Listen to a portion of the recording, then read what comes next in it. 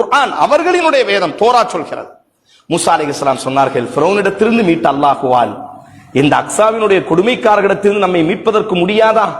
வாருங்கள், நாம் அக்ஸாவை மீட்டெடுக்கலாம், பலஸ்தீனை மீட்டெடுக்கலாம் என்பதாக மூசா அலைஹிஸ்ஸலாம் சொல்லும் பொழுது அந்த இஸ்ரவேலர்கள் சொன்னார்கள், இல்லை மூசா, ஃபிரௌனிடத்திலிருந்து மீட்டது ஒரு புறம் இருக்கட்டும், இனியும் நாங்கள் போராடுவதற்கு தயாராக இல்லை.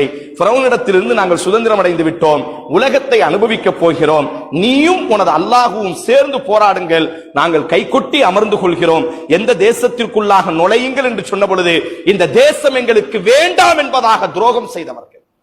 குர்ஆன் அவர்களினுடைய தோரா.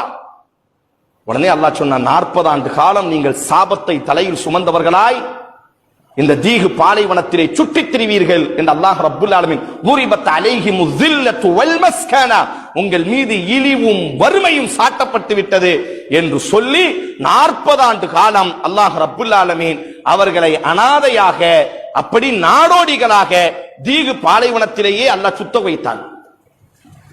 மூசா அலைஹிஸ்ஸலாத்திற்கு மரணம் நெருங்குகிறது. அவருக்கு ஒரு பெரிய ஆசை, எப்படி ஆகினும் மஸ்ஜிதுல் அக்ஸாவிற்குள்ளாக ஸஹீஹுல் புகாரி நாம் நுழைய வேண்டும் என்ற ஆசை. ஆனா அல்லாஹ் ரப்புல் ஆலமீன் தன்னுடைய சமுதாயம் அல்லாஹ்வுக்கு துரோகம் இழைத்து விட்டது.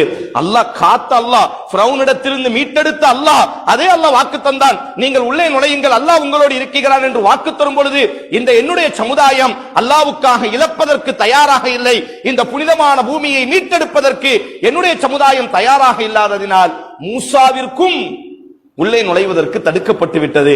மூசா அலைஹிஸ்ஸலாத்தினுடைய மரண நேரம் அல்லாஹ்விடத்தில் சொல்வார், அல்லாஹுவே, மஸ்ஜிதுல் அக்ஸாவை பார்த்தவனாகவாவது நான் உயிர் பிரிய உள்ளே நுழைவதற்குத்தான் என் சமுதாயத்தால் எனக்கும் தடை வந்து விட்டது.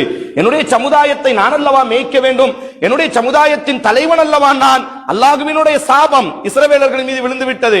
அல்லாஹ் உங்களுக்கு சொல்லி, அல்லாஹ் உங்களுக்கு மீட்டு கொடுத்த, அல்லாஹ் உங்களை ஃபிரௌனிடத்திலிருந்து காத்திருக்க, அதே அல்லாஹ் உங்களை உள்நுழைய சொல்லும் பொழுது எங்களுக்கு இந்த தேசம் வேண்டாம் என்பதாக அல்லாஹ்வுக்காக இழப்பதற்கு நீங்கள் தயாராக இல்லாத பொழுது நீங்கள் நாடோடியாக சுற்றித் திரியுங்கள் என்று அல்லாஹ் சபித்தவுடன் மூசா அலைஹிஸ்ஸலாத்துக்கு ஆசை, உள்ளவும் போக முடியல.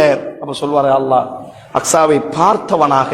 அப்ப அல்லாஹ் சொல்வான், அக்ஸாவை நோக்கி ஒரு அம்பு எறிந்தால் அந்த அம்பு எவ்வளவு தூரத்தில் போய் விழுமோ அதற்கு முன்னால் நின்று கொள் என்பதாக மூசா அலைஹிஸ்ஸலாம் நிற்பார்கள். மஸ்ஜிதுல் அக்ஸாவினுடைய கதவுகள் திறக்கப்படுகிறது. பார்த்தவராக அவரினுடைய ரூஹு பிரிந்தது என்று ஸஹீஹுல் புகாரியில் பதிவு செய்யப்படும். 40 வருடம் முடிந்து விடுகிறது. உங்கள் வீடுகளுக்கு சென்று சூரா பக்கராவை படித்து பாருங்கள். இவர்களினுடைய துரோகத்தை குர்ஆன் எவ்வளவு நேர்த்தியாக பதிவு செய்யும். இப்பொழுது அல்லாஹ் இனி ஒரு இறை தூதரை அந்த யூதர்களுக்கு அனுப்பி